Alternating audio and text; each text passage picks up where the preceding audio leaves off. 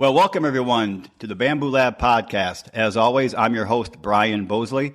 And for the better part of the past quarter century as a performance consultant and speaker, I've had the most amazing journey and opportunity to work around and alongside of some of the world's top performers. And what we're doing here each week is we're bringing those ideas and strategies directly to you, to your home, to your car, to your office, and to your headset. You ever feel at times that you're underachieving in life and you just know that you have so much more to give deep down to yourself, to your loved ones, and to the world?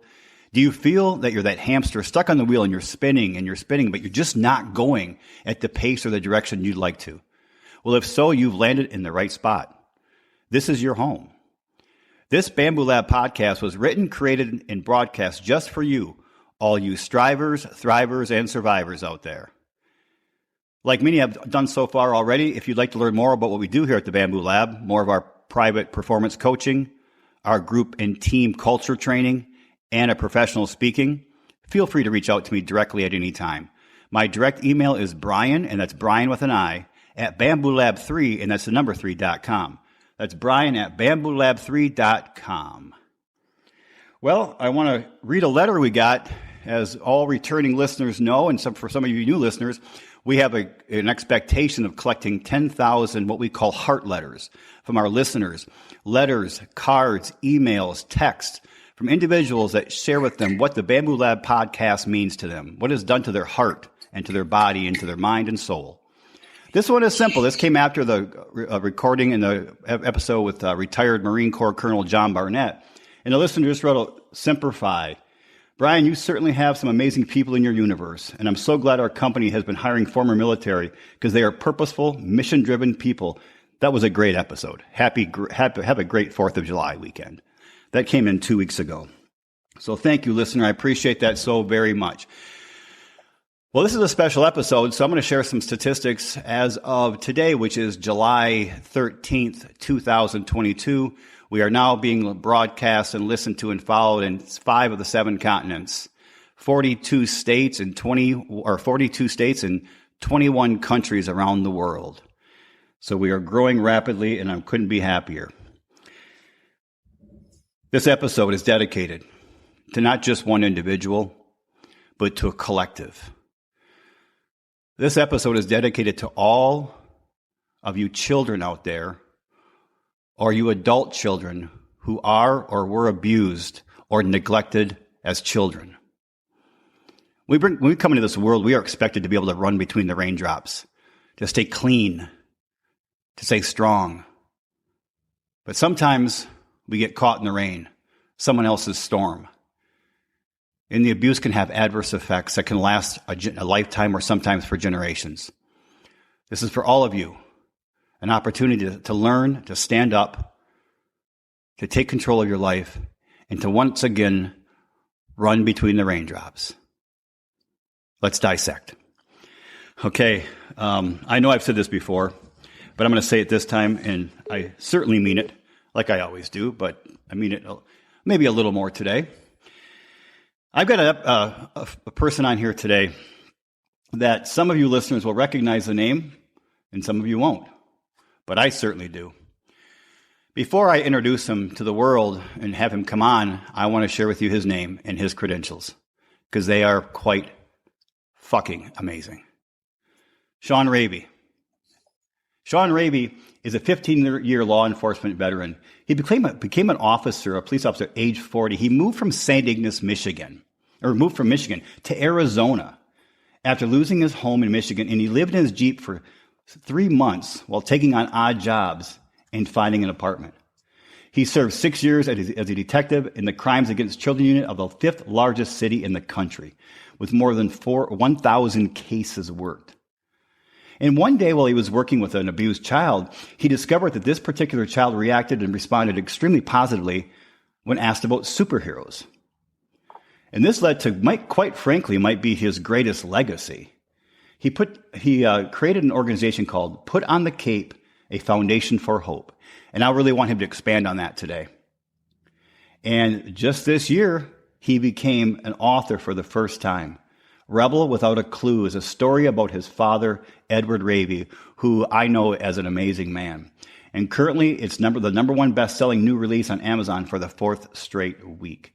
Now, he's got all kinds of recognitions: 2-time State of Arizona Police Officer of the Year, Department's Distinguished Service Officer Award, City of Phoenix Employee Excellence Award, Marquee Who's Who in America Award. The list goes on and on and on and on and on. And his organization, the Put on a Cape, was named a national great nonprofit by the Network for Good. So here we go. Sean, welcome to the Bamboo Lab podcast. It's great to hear from you again, my friend. Thank you. You are more than welcome. And I know I said a little cuss word at the beginning, but I don't normally swear in my personal life and seldom on the air, but I'm so excited to have you on it, and I'm so excited about the message that you share and the wisdom and experience you're going to bring to the Bamboo Pack audience, that the passion just came out of me. So I appreciated that. I had to stifle a giggle because I know you. It was nice. I appreciate that. You drove the swear word out of me, Sean.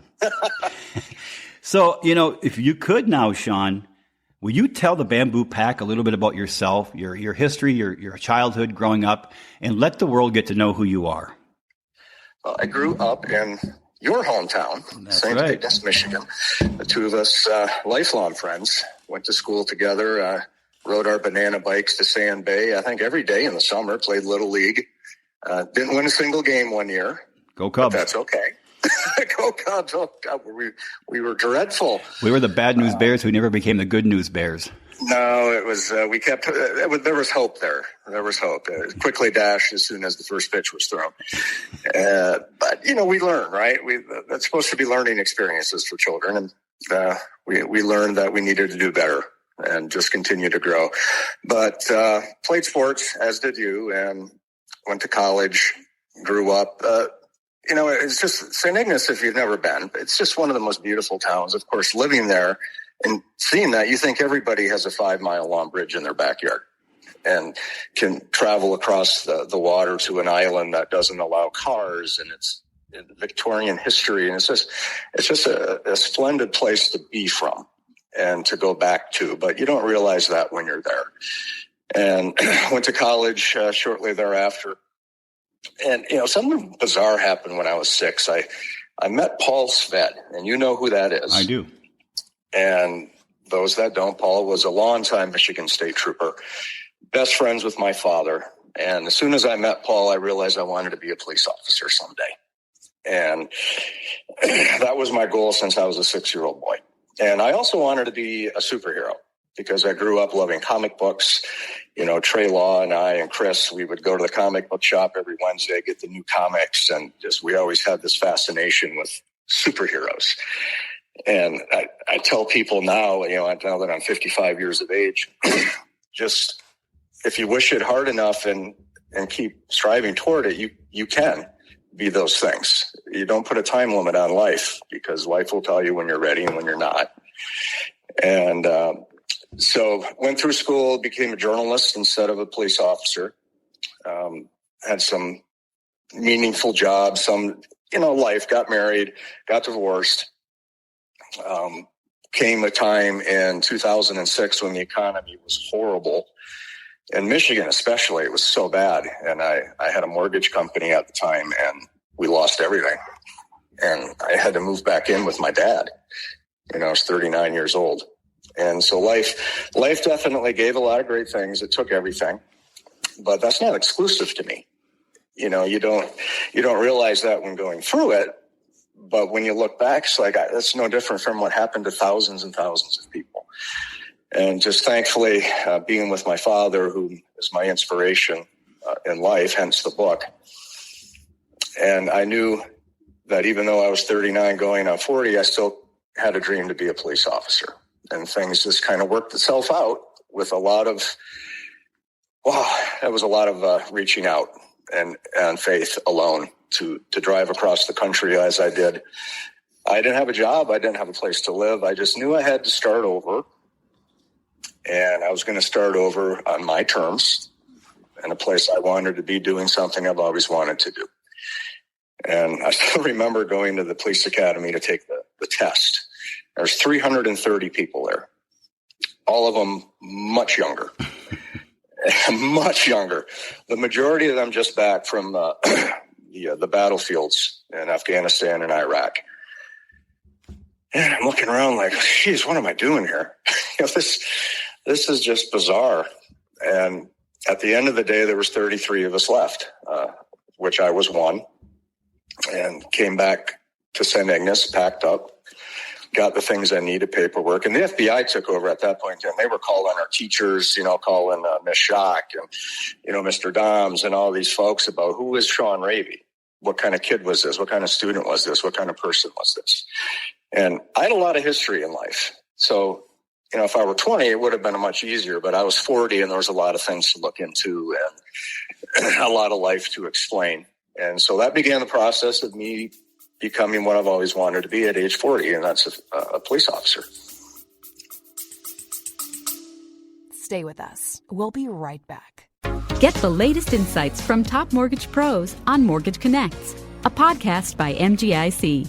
We interview thought leaders from across the industry to share their wide-ranging expertise and candid views on critical market developments and current housing trends.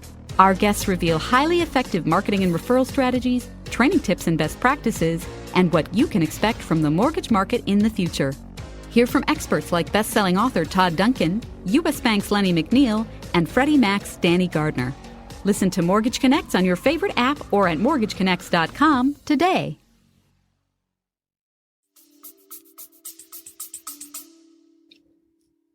I think that's amazing. They didn't call me though, Sean, the FBI.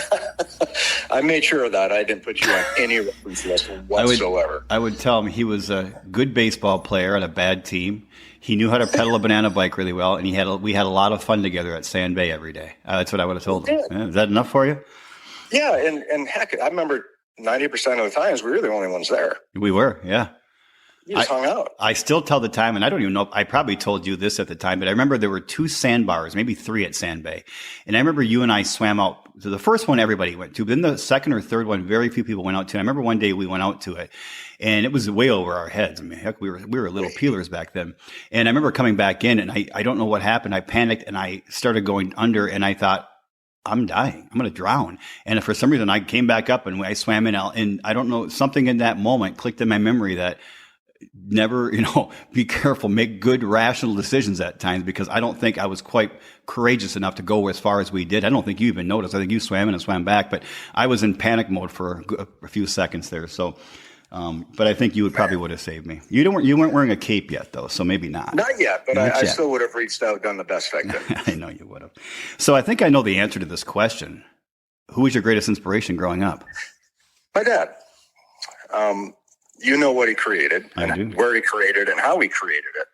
My father, Edward Reavie, by the time he was 7 years old, he could tell any make and model of any car he saw. He was an automotive savant from a very early age. And most kids that age, 6, 7, 8, 9, their heroes are police officers, firefighters, superheroes. And Dad read comic books, but one day in 1949, he went to LaRock's drugstore, downtown St. Ignace, with a quarter in his hand and to buy comic books and candy. And he saw Motor Trend magazine, volume 1, number 1. Opened it up and read a story about the most radical car customizer who had ever lived and the things he was doing on the California coast. And that man's name was George Barris. And Dad fell in love with the car culture from there. And later on in life, when it came time to celebrate the bicentennial in 1976, the town of St. Ignace, our little town with 2,000 people and no traffic lights, decided they wanted to have a car show. And so they reached out to the ultimate gearhead, my father, and said, could you put something together? It was supposed to be a one-off thing. Mm-hmm. And the funny thing about it is St. Ignace is so remote and far away, even from Detroit, it's 5 hours, but worlds away from California and that car culture. But such was Dad's passion that they expected 50 cars and 136 showed up. And people were commenting on how different it was because of where it was. You cross the bridge, you come across this beautiful span of water, Lake Michigan and Lake Huron. You drive downtown St. Ignace, which is right on Lake Huron. And that's the backdrop of this little tiny show that started in 1976. Dad realized quickly that, one thing about my dad is if he didn't like something, he changed it. And what he didn't like is when he went to local car shows, all the local guys won. Period. I mean, one lady got the best in show simply because she ran the concession stand and they wanted to reward her. He didn't like that. So what Dad did is he decided to make all St. Ignace cars ineligible for awards at his show. The show grew. And by 1980, he had reached out to his hero in life, Gordon Bierig, one of the greatest designers, the Auburn Cord and Duesenberg car, to ask him to be his first guest of honor. And this is something that wasn't a common thing back then. And what also wasn't a common thing was a car show not being in a parking lot, a fairground, or inside an arena or a field. Dad took the show out of those areas and put it right in his town. He made the two a living dynamic with each other. And one day, months after reaching out to Gordon Bierig, he got a call at the bank, simply said, "Hi, yeah, this is Gordon Bierig. Tell me about your show." And Gordon agreed to come to be Dad's first guest of honor. That led to Zora Arcus Duntov coming because he was Gordon's neighbor. Zora was the preeminent designer of the Corvette. He took it over from Harley Earl and turned it into the most dynamic American muscle car ever. Zora was best friends with Carroll Shelby, probably the most iconic car guy in the world. Carroll Shelby came to be guest of honor at Dad's little show. And yes, ultimately, George Barris himself came to St. Ignace, Michigan, and Dad and George Barris rode in the parade together in the George Barris built Batmobile after George signed that Mortar Trend magazine that my father still had. So that's the kind of guy my dad was. He dreamed it. He did it. He was fierce in his work ethic. And he was the biggest fan in the room. And these guys like George Barris and Carroll Shelby alone, my God, the story. And fast forward through the years, the show's in its 46th year. And last year, we have ice cream every Sunday. And we were talking, and my father's very, very ill. He has a lot of cognitive defects. He has heart disease. He has caregivers. My sister has kept my father alive the last few years. And John Genza, who goes by Top Hat John, the premier automotive historian in the world, flatly asked Dad, "How in the hell did you get Carroll Shelby here in this town?" And Dad was having a bad day. You know, he wasn't doing well. His movements were off. He was unsteady on his feet, but that lit his fuse, man. He started talking about Carroll Shelby and the things they did and what happened to him, like getting pulled over by a state trooper as they're in a convertible drinking Budweisers together. I'd never heard these stories, you know, and just the wildness of the cruise night that you know so well. Mm-hmm. It was absolutely chaos out there. And the stories of that night with Carroll Shelby and Dad and where they went and what they did, like, I haven't heard any of these before. And then it just dawned on me seeing my frail, ill dad. I'm like, well, when he dies, those stories are all going to go away. And it dawned on me, you know what? You need to tell Dad's story. And I did. And that's where this book, Rebel Without a Clue, came from. And I called him and said, this is what we're going to do. I gave him homework. You know, this is what we're going to talk about. This is what we're going to do. And it took me almost a year. But the goal was to release it during this year's show, and we did that. And we had a sold-out book signing event, 4.5 hours of Dad living his best life. People are reading this book and getting with me. I mean, automotive guys, hardcore guys with tears in their eyes, saying this is the single greatest book on automotive history I have ever read. I mean, it's beautiful. And that's what I wanted. You know, I wanted Dad. I wanted people to know and see what he had done, because my father did something with his life that if you brought my father to Hollywood as a character, they would not believe it. And they would say no one would believe someone like this could exist. But now it's in a book. And the book is doing its fourth week in a row. It's a #1 bestseller for new releases in 2 different categories. The ebook is #1. And it just tells the story of just, you know, Dad was a bag boy at a grocery store. You know, my grandfather was the president of the school board and signed his diploma. So, you know, he wouldn't be embarrassed. His only son flunked out of high school. And he's achieved something that, And he made, and the greatest quote my dad he gave me through this book. So, you know, who would dream of ever putting a car show in our hometown and having it turn out like this? I mean, there's magazines in France calling it the greatest car show in the world. Street Rodder Australia said this is the single greatest automotive run in history. And I asked Dad, how did this happen, essentially? And he said, I had too many heroes in my life. Carroll Shelby, Bill Mitchell, Zora Duntov, Gordon Beard, George Bird, all these guys. There was no way in my lifetime I would ever be able to meet all of them. So what I wanted to do was create a car show experience that would make all of them want to come here and meet me. And that's exactly what I did. It just gave me chills, It gives me chills too. Sean, so tell us where the growth of the car show. It started with 136 cars showing up in 1976. Expected 50, but 136 showed up. Where has it gone since then? Can you please tell the audience? Oh my gosh. In the mid to late 80s, we were having 4,000 show cars in town, and we topped out at over 100,000 people coming to that little tiny town. It was covered by 7 different countries' automotive press. Dad was inducted into Who's Who Worldwide Automotive. He was a sought-after speaker around the country, going to the Oakland Roadster Show, which is the single most prestigious show in the world, and being recognized from the stage in California. California guys giving my father awards, saying, you have completely redefined the automotive culture. Dad shifted the paradigm in how car shows were presented. It went from a one day in a dusty field to an experience, to include the greatest parade of automobiles in the state. The concert series that he put together, he had 16 of the top 200 Billboard artists of the 60s perform in LaSalle High School stage. He had the legendary Dick Crane Memorial Truck Show. That's the 3rd biggest truck show in the world that he developed. That's going on his 26th year. And Dad just consistently changed. When things changed, he changed with it and outdid himself again to create the greatest experience and collection of car shows that anyone has ever seen anywhere. And that's just not me saying it. That is automotive historians saying this is a only in America type situation. And Ed Reavie is one of the biggest automotive heroes in the world for what he was able to accomplish and continue to do. He sold the show after 40 years.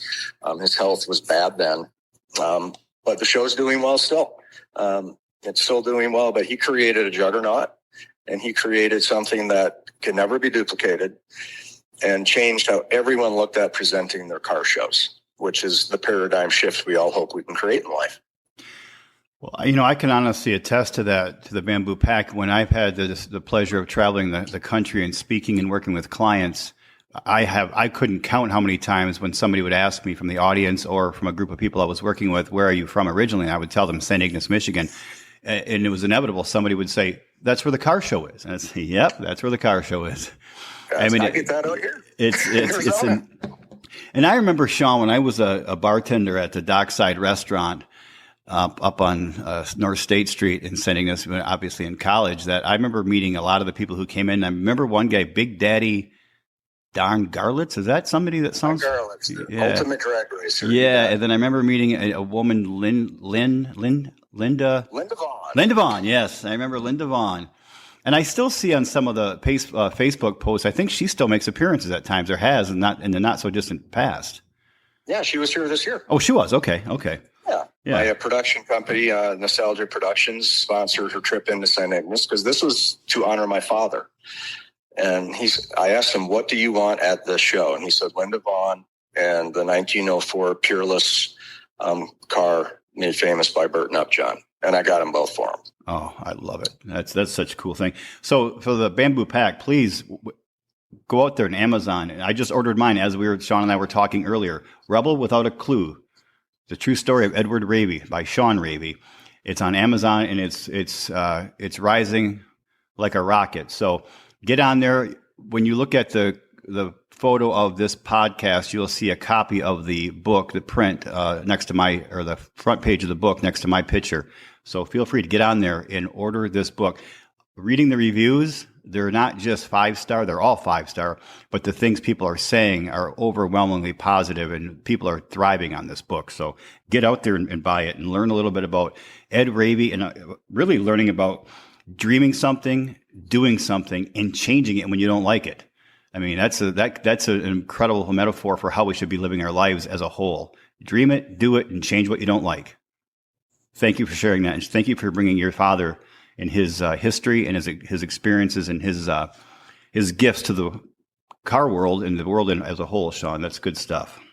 I appreciate that. We're looking to get John Schneider to play Dad in the movie, so I'm working on that right now. Was that Luke or Bo Duke? That's Bo. Oh, okay. He was my favorite. Blonde. The other one bothered me a little bit for some. Guy. Yeah. Sean, over the past, I know we've had this quote COVID and pandemic, and I don't like to bring that up too much because hopefully but that's in our rearview mirror for the most part. But during the course of that, what was the greatest learning you experienced? Well, it forced me to change my paradigm because my foundation, and we'll get into the origin of that in a moment. My foundation thrived on, when I started my foundation, I wanted to change how charity worked because I didn't like it. I didn't like the boardrooms. I didn't like not knowing where the money went. And I saw the abuses of the money that I raised and gave to people and what they did with it. It wasn't what they were supposed to. But I made my mark with huge public events. I mean, September 2019, we had an event in a mall out here in Arizona. We drew 3,500 people. The parking lot was jammed. It was a 3-hour event with 50 costume superheroes. And at the same time, through Tracy Wilson, who has taken the mantle of being my Michigan chairperson to run my foundation in Michigan, had an event happen at the same time. And so huge event there, huge event here. We raised $25,000. It was phenomenal. The energy was incredible. But clearly going forward, we couldn't do that anymore. I would also take my superheroes to Walmart and Target and the Five Below superstores with our advocacy centers and shop for their wish list so they can give these abused children and victims what they needed to do. So I had to change how I worked. I couldn't do public events anymore. So I had to shift my own paradigm and say, there's got to be a different way of doing this. And my way of doing it led me to being nominated for Ingenuity through fundraising during the pandemic by a very large organization. I was nominated along with, children's charities that we heard, you'd hear of, and just the big boys on the block and just little me. How did you manage to raise nearly as much money as you did the year previous? It's because I had to change how I approached it. And I've kept that. I've kept that spirit with me now. And it showed me that not only can I work smarter and more streamlined, but I can have the same result. And so it was tough. We survived it. Many didn't, sadly. But we did. And we were able to springboard from that to really get on the national radar with some very large companies who are now making grants to us to help in our mission. So it was bad. It changed our country. It shut down our world. But I had to think my way through it and to continue to be successful. And I was able to do that, thankfully. Okay. That's a great lesson for all of us, I think, right there. And I think where you got that clearly came from your father. When you said your father didn't like something the way it was done, he just changed it. He didn't get stuck in his old paradigms. He changed his paradigm. And of course, when the COVID hit and you were working with your foundation, that just came naturally to you. Or maybe some of these bigger boys and girls out there in the companies and the foundations, they weren't quite as adept at change, maybe a little more change averse than you were. So you stepped forward and they stayed back. So well done, my friend. Well done. Thank you. For a great cause too. I can't wait till you get to talk about that. All right, so I'm going to ask you the question, and you can go as deep with this as you want, Sean, or you can claim, or you can say I'm not going to answer it. But the question I like to ask is, what is the most difficult thing you have gone through in your 50-some years of existence on this earth? Well, that would be last year, and people don't know me. They can't see the person on the other end of the phone. You do. I mean, I'm a large man. I'm a 6'2", about 220 pounds. I'm a police officer. I have a foundation that uses superheroes. to empower abused kids. And I'm going to tell you how this foundation started before I answer your question, because I need to give it this backstory. Fair enough. I was interviewing a critically abused boy.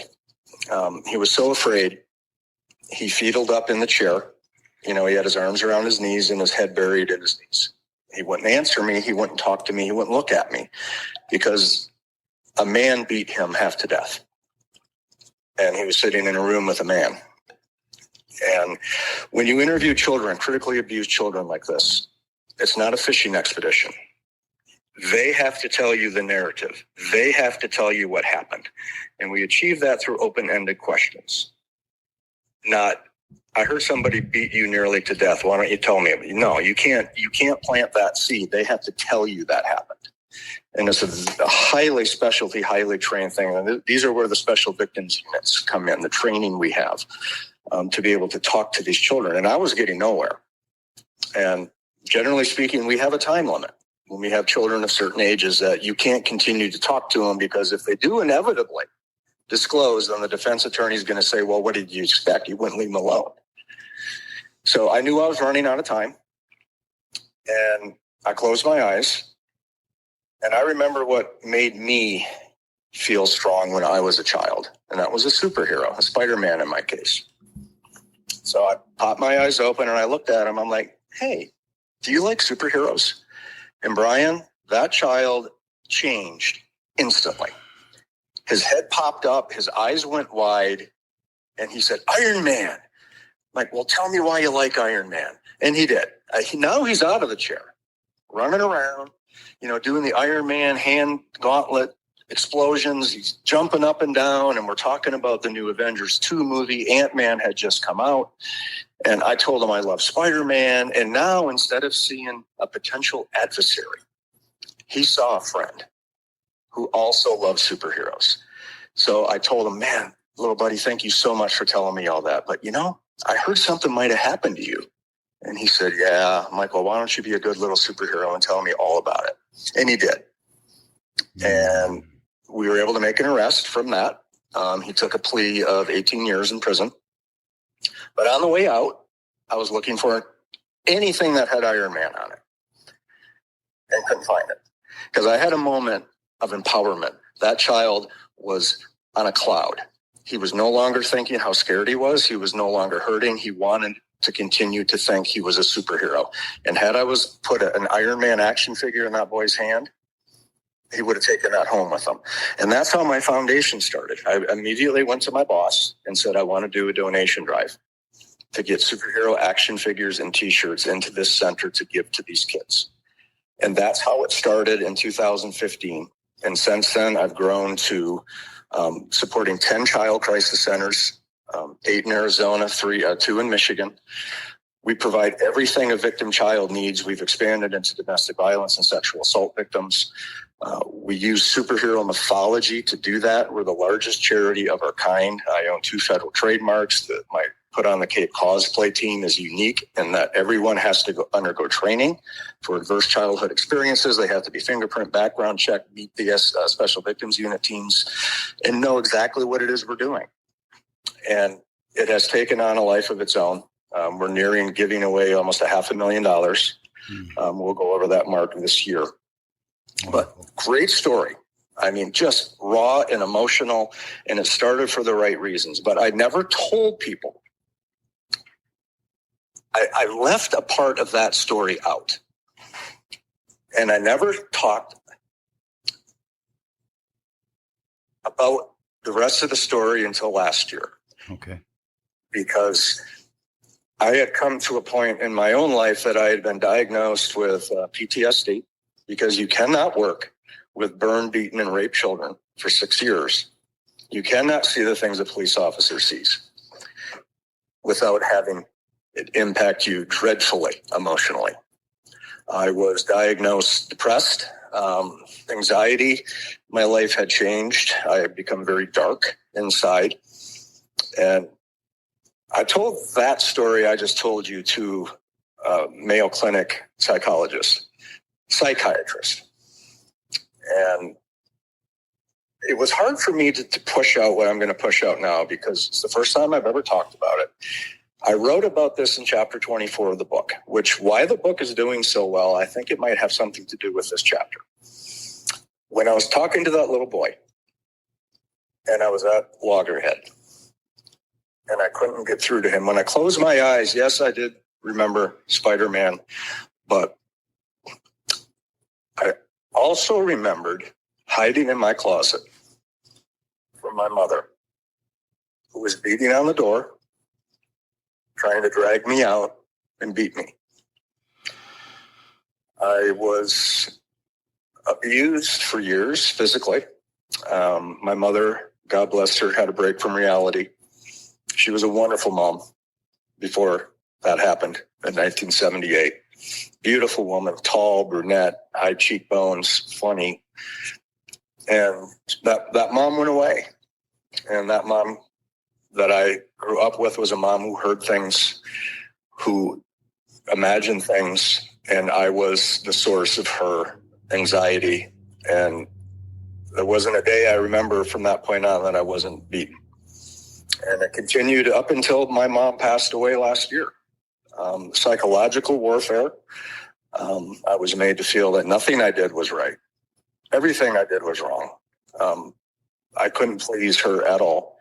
She told me when I saw her alive, the last time I saw her alive, she told me that she'll never forgive me for not making her a grandmother. Yelled at me for using the wrong shovel to clear the snow off her walkway, because that's what she used to clear dog poop away. And now I ruined it. And typical selfishness on my part. So my mom spent the majority of her life mentally ill and addicted to all the medications they put into her. She died of cancer last year. And to me, it was the second time I lost my mom. And I waited all those years for that mom to come back. The mom who carried me up hills when I hurt myself and taught me how to play baseball and read to me. And I always wanted her to come back. And I carried this with me my whole life. You know, people say, why are you depressed? Look at you. Look at what you've done. Look at the awards you have. Look at all the acclaim you've gotten. You're a first-time author at 55. And I stopped being afraid when I was 54 years old. Physically, and looking back, when people start reading this and finding this out, they're going to say that, yes, he shows every sign of profound child abuse. He has GI problems. He has a sick stomach. He's allergic to foods. He has night terrors. All of these things, they were there. But you can't believe by looking at the person and saying, you? No. And people don't mean to be dismissive of you. They just can't believe it could happen because you've done all these things. My shrink told me that you had every marker for childhood suicide. Jack Martin, you know Jack, Sending This Boy, he was the editor of my book. I mean, he read that chapter. He was devastated. He told me you had every marker for teenage suicide. You had, because Dad was doing a show. I was being abused at home. I had no faith, which I still don't. Faith is a gift I've yet to receive. But I did tell Jack, who's very Christian, very strong in his walk, in his belief, I have met the devil. When I sat across the table from a man who would burn a child and rape a child and beat a child to death. So I know there has to be a God, because duality is everything in our lives. But the reason that Put on the Cape started is I wanted to be there for that boy, because no one was there for me. And that's how it continued. And that's why I do what I do. That's why I fiercely defend it. When you talk to people about me and my grasp on this foundation, they have a very different opinion about me. This is mine because it's me. And we're doing this because this is what I wanted someone to do for me. And I've gotten those responses from people through the years. People who said, no one was there for me. Here's all I can spare. Would you please make sure this gets to a kid? And so that was inside of me forever. It changed my life. my relationships. I moved 19 times in 21 years, job after job. I had no confidence. I had no anything. But I knew life had to be better. It had to be, right? Mm-hmm. And the only difference is, when I was 39 and homeless, I was in my garage crying. That dad's house, living back with your father when you're 39, the room you grew up in as a teenager is pretty hard to take when you've lost everything. So you hear a lot of people say, don't quit. Well, I'm going to contradict that, but with a caveat. My dad came out and saw me sitting there crying, and he said, I'm giving you permission for the next 15 minutes to quit. Break something, puke, scream, bang your head against the wall. At the end of those 15 minutes, we're starting again. You're coming in the house and we're going to figure this out. So if you want to quit and have a pity party, I think it's important because you're validating your own feelings. But then once you do that, you realize that this isn't the end of me. This is just the start of something awesome. But I didn't know that at the time. I broke out in shingles from stress. I'd lost 30 pounds. I didn't know what end was up. And I was a 40-year-old guy driving across the country to be a cop in the fifth largest city in the country. But I found myself, finally. I was able to find something I loved to do. And I look back now 15 years later and I see the things that I've accomplished. It's because I stopped being so afraid. I did things like writing this book. You know how hard it was to write chapter 24? I can well imagine. I literally had a mental breakdown writing it. I was back and forth with Jack. I don't know if I want this chapter in the book. I don't know. He said, it's got to be in the book. It's got to be in the book. You got to put this in the book because someone needs to read it. And so that's what I want. And here's how I view life, Brian. I think you probably do too. I think everyone's seen the movie Saving Private Ryan. Mm-hmm. At the end of that movie, the older Ryan is in Normandy at the grave of Captain Hiller and breaks down and cries. His wife runs to him and he looks at her and says, tell me I'm a good man. Tell me I've lived a good life. When I'm gone, I want people to stand by my headstone and say, I'm better because that man lived. And I couldn't do that by quitting. I couldn't do that by not being able to deal with something I'm not alone with. This isn't exclusive. My story is not exclusive at all. There's many people living in quiet desperation right now. Maybe someone's listening to this right now. Because people look at me and say, what do you got to worry about? You're Superman. Everyone loves you. You look at all your accomplishments. I hated myself. Absolutely. The self-loathing was incredible. And I'm not afraid anymore. And so this is just the beginning of my next chapter of my life, which is going to be great. Thank you. Thank you for the courage and the transparency you just brought to the audience and to me, Sean. Growing up with you in the baseball days and the, pedaling to Sand Bay and swimming and laughing and playing catch on the beaches, I always knew there was something special in you. Those memories are some of the few fond childhood memories that have stayed with me for the past 40, 50 years of my life. And I can honestly say, you, my friend, are not a good man. You are a great man. And I'm a better man because you have lived. Thank you. And I know there wasn't anyone there for you when you were younger, but you've got a lot of people there for you and with you now. And we're all in your corner cheering, and we're proud to know you as the man you are today and the boy who fought those battles when you did. Thank you for that transparency and courage. It wasn't easy because people see it as a weakness, but it isn't. Not at all. It's a strength. And I tell you, I can't even tell you the percentage of your audience who are hiding this inside of them too. You can do it, man. You can reach out, talk to somebody. That's the only way you're ever going to stop hating yourself. Sean, did you ever think that those two boys pedaling to Sand Bay and laughing. Number one, we're both fighting the same demon inside at the same time, and the other one didn't even know it. And that 45 years later, we'd be sitting here talking, me from the upper part of the great state of Michigan, you in the beautiful state of Arizona, we would be talking on the Bamboo Lab podcast about this? No. And maybe that's why we were constantly gravitating toward the other. Yes, I agree. No one else came with us, Brian. It was just us. It was just us. We'd get up in the morning, we would call each other, and we'd have breakfast, or maybe sometimes a little bit later a lunch. Let's meet. We'd meet at kind of you'd come pedaling to towards my house. We'd pedal down the Sand Bay, down the point, Bay Shore. No, what's the name of the street? Point LeBarbe? Point LeBarbe. We'd pedal down that road, that gravel road, dust kicking everywhere, mosquitoes everywhere, geese and ducks and seagulls everywhere.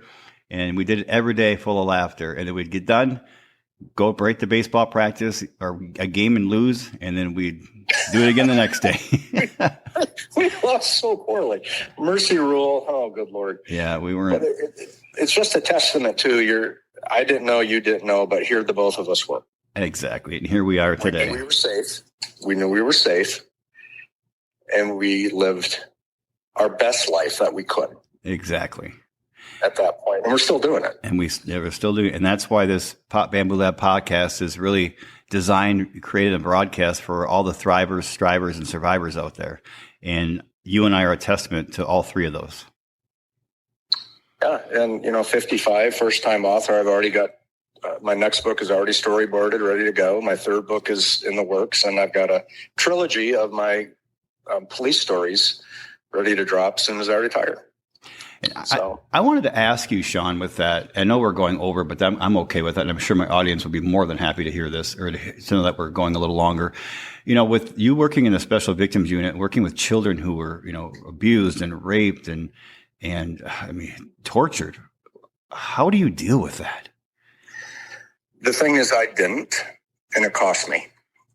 I became very dark. I broke. There's actually the story of that is in the book. In chapter 24, I write about my trip down the rabbit hole.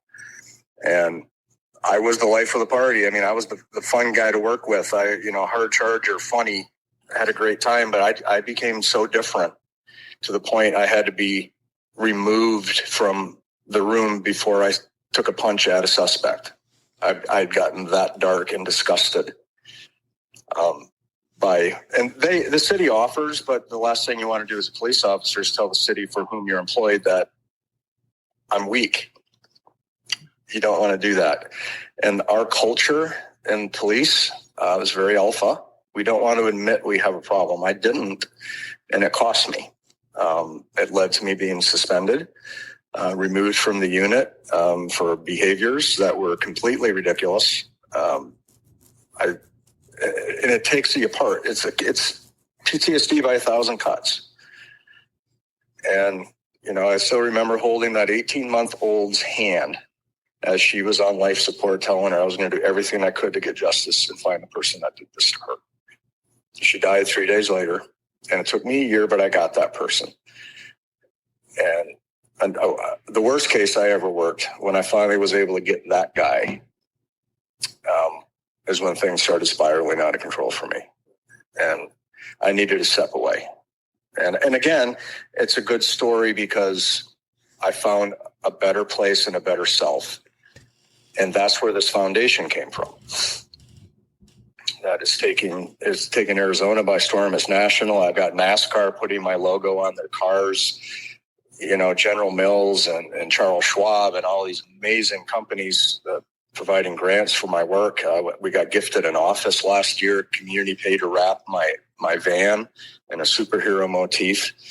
It's because I do what I say I'm going to do, and I give money live on Facebook. That here's the money you guys donated. It's going right to these people, right here. Direct. And because I know what they need because I was there. And I love that about it because these guys then, I can see the signs in them that people saw in me and said, buddy, I think it's time to step away from this. Well, here's someone to talk to. I guess, Sean, even Superman has his kryptonite. Of course. Sure. Of course. The Superman always finds the kryptonite, though, because he's kind of stubborn like most of us are. Well, when you're out there exploring in life and stressing and stretching and moving forward and advancing and growing and trying to change the world, you're going to stumble into some kryptonite. There's no doubt. Oh, you have to. And you can't be afraid of it because it's going to happen. It's how you respond to it. It's cliche, but you have choices. You can stop permanently, or you can say, this is going to make me better.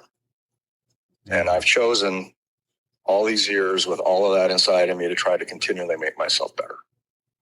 And I hope someone sees that and hears that and does the same thing. We do, and we will. So looking at your foundation, can you tell us how my audience can look into the organization, can donate? Where can they find it? Put on the Cape Foundation. Where can they go? Putonthecape.org. And we're also on Facebook, Put on the Cape. We have professional costume superheroes, actors and actresses. We hold events, 5Ks, golf tournaments, car shows, surprisingly. And superhero shopping sprees. We run events all the year around and raise hundreds of thousands of dollars and give it all away. So putonthecape.org. You can look, my audience, look it up. Please consider contributing, finding a way maybe to help. But this is a cause that Sean is definitely created from scratch, and it's something else. I'm a part of a group he FaceTime. He tags every time he puts something on Facebook, and I'm always so happy to see this organization growing, and especially because it's going directly to the safety, really, and probably to many degrees to the savior of these young abused children, the disenfranchised. Please, by all means, look it up. Follow him on Facebook. Putonthecape.org. Thank you, Sean, for what you're doing. Thanks, Brian. What's next for you? Well, I'm working on a children's book. We're going to publish that in September. I just had a hip replaced, so I'm kind of down and out. I'm a school resource officer now, which I will do until I retire. But our 8th Superhero September Spectacular is coming up in September. So I tell people it takes about $10 to take care of the needs of one child. So even if you say I only have $50, well, you know what? You just help 5 kids have something to eat, get something to drink, get a clean pair of underwear, and get a toy.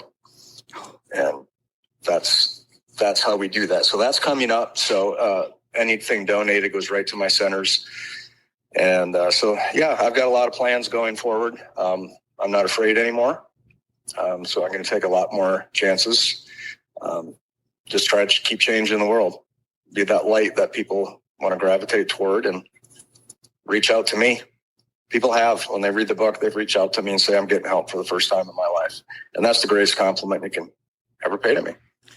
Amen. And going back to that little boy who you talked to that was so critically abused, I would think for the rest of his life, you are always going to be his Iron Man.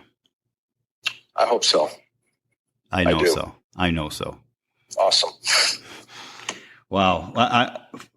Okay, before we sign off with Sean, I just want to recap some of the things that I learned here today. And quite frankly, after a friendship of 45 years, I learned things today in our pre-call before the broadcast, as well as during the broadcast of today's episode, things that I never knew. And it's elevated Sean in my eyes and in my heart to a whole new level. So some of the things I really like that Sean said that I pulled out were, don't put time limits on life or a time frame on life. I mean, he changed his life at age 40, being downtrodden, living in his original bedroom with his father, you know, having a breakdown in the garage, crying one night, and then his dad picked him up, and he said basically from there, he got in his Jeep, drove to Arizona, lived for 3 weeks, found an apartment, became a police officer at a pretty ripe old age. You know, starting off with 330 people and 33 left. I mean, 33 left after that training or that first day or for whatever process it was. And then he became not only a police officer, but a highly effective police officer, going in and working in the most emotionally challenging career I could imagine. He was dealing with children who are abused, raped, beaten, tortured, and becoming their Superman and Iron Man. He did that at the age of 40. became a best-selling author at age 55, and is now writing his next book, a children's book that will be out in September, and we'll be looking for that. And what I liked about what he said was he started over in life. And how many of you right now are looking at not liking exactly where you are, your place in the circle? You can still start over. But do like Sean said, start over on your terms. This is your opportunity. Every day you have one less opportunity to change your life and live on your terms. Today's your day. And he changed his paradigm when that whole COVID hit, and he had to learn how to market his foundation to raise funds to continue to help these downtrodden, disenfranchised children. Instead of trying to go the old route, he stopped, he self-reflected, and he paradigm shift to start an entirely new process that now other organizations are starting to follow. And he stopped being afraid. He stopped being afraid after all these decades of being afraid. That little boy in him finally is beginning to run through the raindrops. And it couldn't happen to a better man. Sean, you're my friend, you're my brother, and I love you. Love you too, friend. We've been through life together, haven't we? We have, and I am extremely, extremely proud of the man you've become and the little boy you were. Had I known all those years, and had you known my story all those years, nothing would have changed. We would have still gone to baseball practice and lost every game. We still would have run to the sand bay on on a dirty, dusty road with our banana bikes and swam all day, and we still would have laughed and giggled and thrown the baseball on the beach. Yep. And maybe that's part of what got us through it. It did. I guarantee it did. And we're still laughing. Just our beach and our trip to Sand Bay in life has just gotten a lot bigger. Everyone needs a sand bay. Everyone needs a sand bay. Thank you, my friend. It was an honor to have you on the Bamboo Lab podcast. And I can tell right now, and I'm not sure how many episodes we've done so far, but maybe this is number 30. I can tell that this one's going to be a massive hit across our beautiful state. Probably going to be a big hit in St. Ignace, Michigan, a beautiful hometown. And a special thanks to Jack Martin. He's an amazing man. And to propagate and push you to make sure you publish Chapter 24. I think that right there is going to save so many lives across the country and across the 5 continents we are now being broadcast and followed on. So I thank you, my friend. I appreciated every single minute with you today. That was awesome. I really did too, Brian. Thank you for having me. It's my pleasure. So Bamboo Pack, until we meet again, just remember this. Heroes don't always wear capes, but sometimes they still do. And we have one of those on air today. All right, everyone, please, thank you for taking the time to listen to the Bamboo Lab podcast and our amazing guest, Sean Reavie, today. Please get out there and follow us on Spotify, Amazon Music, Amazon Podcasts, iHeartRadio. I think we're on 32 platforms. It's easy to find us, the Bamboo Lab podcast. Get out there, follow us, rate us, and share us with 3 people. Today's message was too powerful not to share. In the meantime, get out there and sculpt your life and sculpt it boldly. Strive to be your best every day. Show love and respect for all those around you and live consciously. All right, we're going to sign off. In the meantime, God bless you. God bless your friends and family. And by all means, God bless those amazing dreams you carry.